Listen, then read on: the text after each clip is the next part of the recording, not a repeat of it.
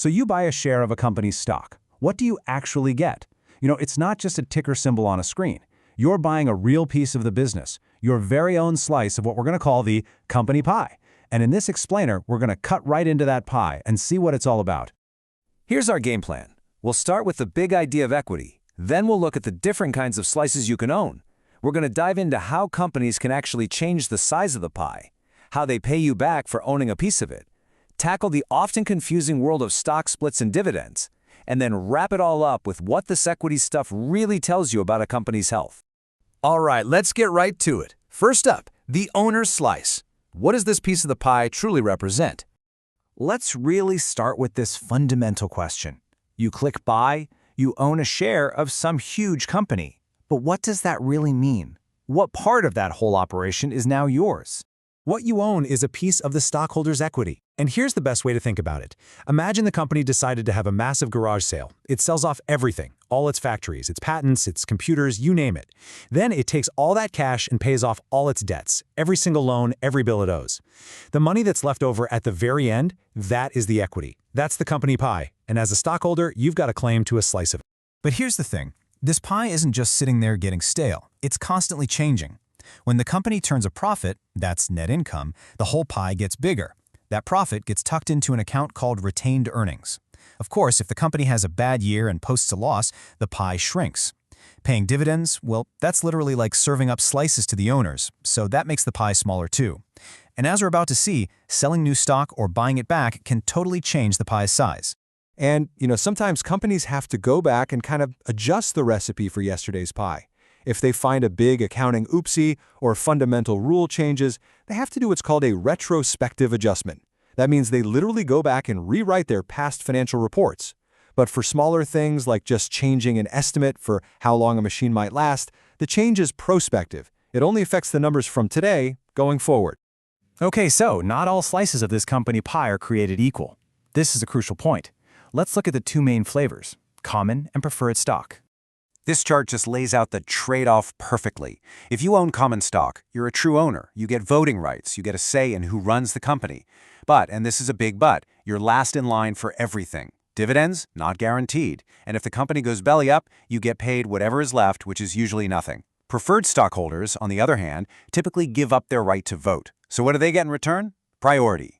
They get a fixed dividend payment before any of the common stockholders see a dime. And if the company liquidates, they get their money back before the common folks. So it's really a choice. Do you want control or do you want a bit more certainty? All right, next up, let's look at the mechanics of how companies can actively make the pie bigger or smaller by issuing brand new shares or buying back old ones. So here's a perfect example of how a company makes the pie bigger. Let's say it sells 50,000 new shares for $17 each. Boom. It brings in $850,000 in cash. Now, on the accounting side, that money gets split.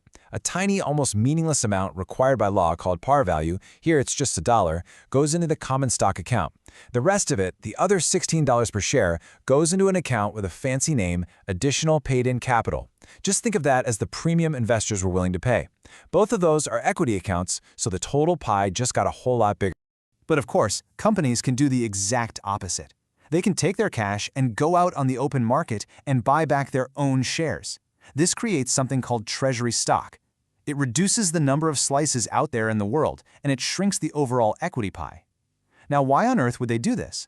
Well, often it's a huge signal from management that they think their stock is a bargain, that it's the best investment they can make. Okay, things are about to get just a little technical here, but stick with me. It turns out accountants have two different ways of recording these buybacks on the books. So let's just quickly see how they both work. The first way is the cost method, and honestly, it's pretty simple. The company spends $100,000 in cash. On the books, cash goes down by that much, and a new account called treasury stock pops up. Now, this treasury stock account is what's called a contra equity account, which is just a fancy way of saying it's a negative number that directly reduces total equity. So cash goes down, total equity goes down by the exact same amount. The par value method is, well, it's a bit more complicated because it's trying to reverse the original sale of the stock. Again, cash goes down by the full $100,000, but instead of one single entry, the buyback gets subtracted from all the different equity accounts piece by piece. First, it takes out the original par value. Then it removes the additional paid-in capital from that first sale. And if the company had to pay even more than the original sale price to get it back, that extra bit comes directly out of its pile of accumulated profits, the retained earnings. Okay, so after all this creating new slices and buying old ones back, how do companies actually get value back to their owners? Let's talk about serving up the pie through dividends. Paying a cash dividend is a pretty clear three-step dance. First, you have the declaration date. This is when the board of directors makes it official and says, yep, we're paying it. That move actually creates a legal liability for the company. Then there's the record date. On this day, they just do a head count, see who owns the stock. Nothing really happens in the accounting books. And finally, the big one, the payment date. This is when the cash actually hits the shareholders' accounts. And here's what that looks like on paper. On the declaration date, the company reduces its retained earnings, so the pie shrinks, and it creates a liability called dividends payable. Then, on the payment date, the cash actually flows out the door, and that liability gets cleared off the books. It's a straight-up transfer of value from the company's bank account to yours. All right, now we get to a topic that trips a lot of people up. Sometimes a company wants to mess with its share count without actually sending out any cash. This brings us to stock splits versus stock dividends. Let's figure out how they both just re-slice the pie.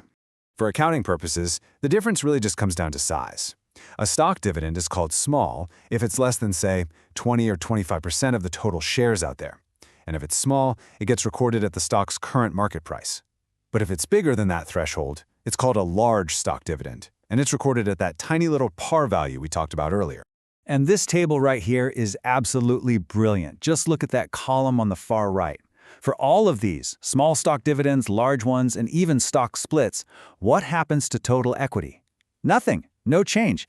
The overall pie does not get bigger or smaller, not by 1 penny. With a stock dividend, you're just moving value around between different equity accounts, and with a stock split, there's no accounting entry at all.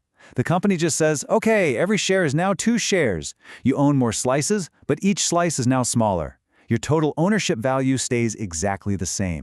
So, we've gone through all the mechanics, but it is so important to understand the limitations here.